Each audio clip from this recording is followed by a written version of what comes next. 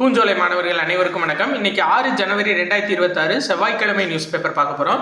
So headline என்ன அப்படின்னு சொல்லி பார்த்தீங்கன்னா 10 லட்சம் மாணவர்களுக்கு இலவச மடிக்கணினி அப்படின்னு சொல்லி கொடுத்துருக்காங்க. ஆக்சுவலாக டார்கெட் வந்து 20 லட்சம் மாணவர்களுக்கு மடிக்கணினி கொடுக்குறது தான். ஆனால் முதல் கட்டமாக 10 லட்சம் மாணவர்களுக்கு கொடுக்குறாங்க.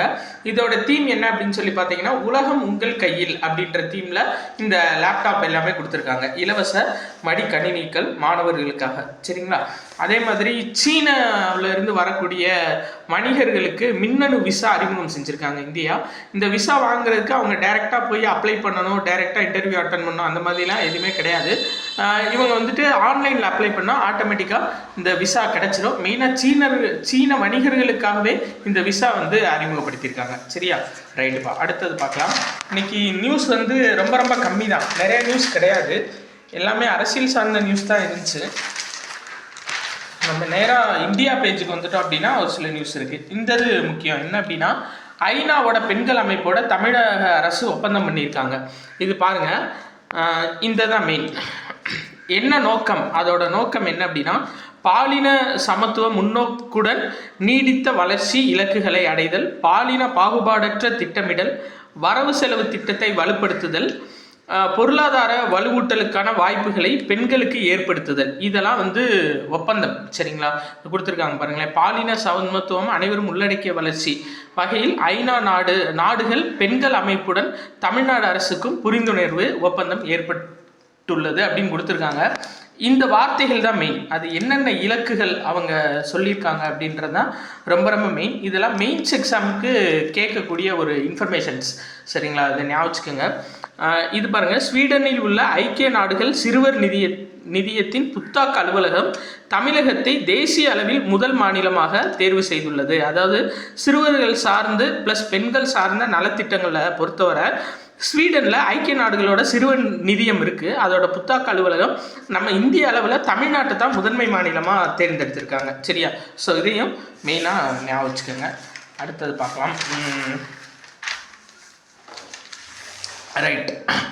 இந்தியாவுடைய மாசு கட்டுப்பாட்டு கப்பல் பேர் சமுத்திர பிரதாப்பா. ஞாபகம் வச்சுக்கோங்க. மாசு கட்டுப்பாட்டு கப்பல்னா என்னென்னா, அதாவது நிறையா கப்பல்கள் வந்து போக்குவரத்துக்காக போயிட்டுருக்கு இந்திய கடல் பகுதியில். அவங்க வந்து இந்த மாசு சார்ந்த இதை கடலில் கலக்கக்கூடாது. இது வந்து கப்பலில் வேலை பார்க்குறவங்களுக்கான ஒரு இது, சரிங்களா? ஒரு ரூல்ஸ். தேவையில்லாத மாசுக்கள் எதையுமே கடலில் வந்து கலக்கக்கூடாது. ப்ளஸ் அது போக அதை அவங்க கரெக்டாக தான் டிஸ்போஸ் பண்ணணும். ஸோ இந்த மாதிரி மாசுக்கள் வந்து அதிகமாக வெளியிடுறதை வந்து தடுக்கிறதுக்கு, சரிங்களா, யார் வெளியிட்டாங்கன்னா அந்த மாசு கட்டுப்பாடு வெளியிட்ட கப்பல்களை கண்டறிந்து அவங்கள கைது செய்கிறதுக்காக மெயினாக கோஸ்ட் கார்டு மூலியமாக இந்த மாசு கட்டுப்பாட்டு கப்பல் இந்தியா சார்பாக புதுசாக உருவாக்கப்பட்டிருக்கு கோவா ஷிப்யார்டில். அது பேர் சமுத்திர பிரதாப். ஞாபகம் வச்சுக்கோங்க. சரிங்களா? ஆக்சுவலாக 60% பாகங்கள், இதனோட பாகங்கள் இந்தியாவில் தயாரிக்கப்பட்டது. கூடிய விரைவில் இந்தியாவில் தயாரிக்கக்கூடிய கப்பல்கள் எல்லாத்துக்குமே 90% பாகங்கள் இந்தியாவில் தயாரிக்கப்பட்டதாக இருக்கும் அப்படின்னு சொல்லியிருக்காங்க. சரியா? இந்த பாருங்க, இந்த கொடுத்துருக்காங்களா, இதோட நோக்கம் இது கடல்சார் மாசு கட்டுப்பாட்டு விதிமுறைகளை அமல்படுத்துதல், கடல்சார் சட்ட அமலாக்கம், தேடல் மற்றும் மீட்பு நடவடிக்கைகள் மற்றும் இந்தியாவின் பிரத்யேக பொருளாதார மண்டலத்தை பாதுகாக்கும் பணியை மேற்கொள்ளும். சமுத்திர பிரதாப் கப்பல் மாசு கட்டுப்பாட்டு கப்பல்ப்பா. வித்தியாசமாக இருக்கும். ஏன்னா கடலோர காவல்படை, இந்தியன் நேவி அப்படின்னாவே நம்மளுக்கு தாக்குதல் படகு இப்படி தான் நம்மளுக்கு தெரியும். நீர்மூழ்கி எதிர்ப்பு கப்பல் இதெல்லாம் வந்து பார்த்தோம். பட் ஃபஸ்ட்டு டைம் மாசு கட்டுப்பாட்டு கப்பல் வந்து நியூஸ் பேப்பரில் வந்திருக்கு. பேர் சமுத்திர பிரதாப். சரியா? Right, okay. கோவா ஷிப்யார்டில் கட்டப்பட்டது. அடுத்த 10 ஆண்டில் வந்து 10 கோடி வேலை வாய்ப்புகளை உருவாக்க தனியார் நிறுவனங்கள் எல்லாம் சேர்ந்து ஒரு புது ஒரு முன்னெடுப்பு எடுத்திருக்காங்க. எந்த நிறுவனம் அப்படின்னா, அதாவது நாஸ்காம், த இண்டஸ் மற்றும் பொது கொள்கைக்கான புத்தாக்க மையம். சரிங்களா? இவங்க எல்லாம் சேர்ந்து இதை துவங்கியிருக்காங்க. ஞாபகம் வச்சுக்கோங்க. சரியாப்பா? நாஸ்காம், த இண்டஸ் மற்றும் பொது கொள்கைக்கான புத்தாக்க மையம் இவங்கெல்லாம் சேர்ந்து தான் 10 ஆண்டுகளில் 10 கோடி வேலை வாய்ப்புகள் உருவாக்குறதுக்கான திட்டத்தை துவங்கியிருக்காங்க. சரியா? ரைட். அடுத்தது பார்க்கலாம். நியூஸ் அவ்வளோதான். இன்னைக்கு வந்து ரொம்ப கம்மியான நியூஸ் தான். நம்மளுக்கு ஒரு 5 நிமிஷம் வீடியோ தான் இருக்குன்னு நினைக்கிறேன். இந்தது பாருங்கள், இது முக்கியம். என்னன்னா கர்நாடகாவோட நீண்ட கால முதல்வர் அப்படின்ற சாதனையை சித்தராமையா படைக்கவிருக்காரு. ஏன் அப்படின்னா இதுக்கு முன்னாடி 7 ஆண்டுகள் 238 நாட்கள் கர்நாடகத்தில் அதிக முதல்வராக இருந்தவர் யார் அப்படின்னா தேவராஜ் அர்ஷு. ஸோ அதை வந்து ஃபஸ்ட்டு டைம் முறியடிக்க போகிறாரு. யார் அப்படின்னா கர்நாடக தற்போதைய முதல்வர் சித்தராமையா. சரியா? அடுத்தது பார்க்கலாம்.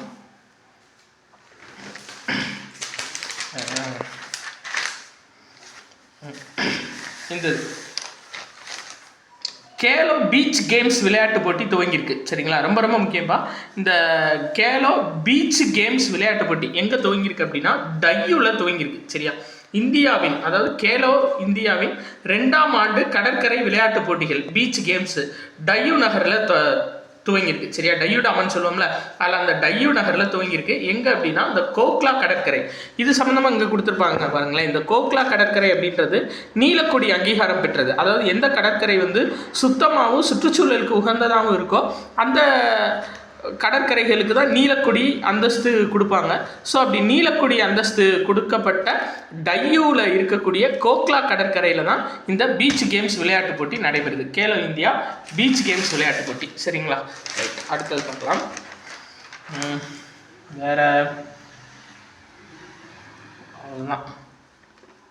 இந்த நிக்கோலஸ் மடூரோ வெனிசுலாவோட அதிபரை வந்து எப்படி கூட்டு போகிறாங்க பாருங்க. ஒரு நாட்டோட அதிபரே இப்படி பண்ணி வச்சுருக்காங்க. ரைட், ஓகே, வேறு அவ்வளோதான்ப்பா நியூஸ் வந்துட்டு. அவ்வளோதான், இந்த 2 இன்னைக்குரிய நியூஸ் வந்து அவ்வளோதான். வேறு எதுவுமே உள்ள எக்ஸாம் பாயிண்ட் ஆஃப் வியூவில் இல்லை.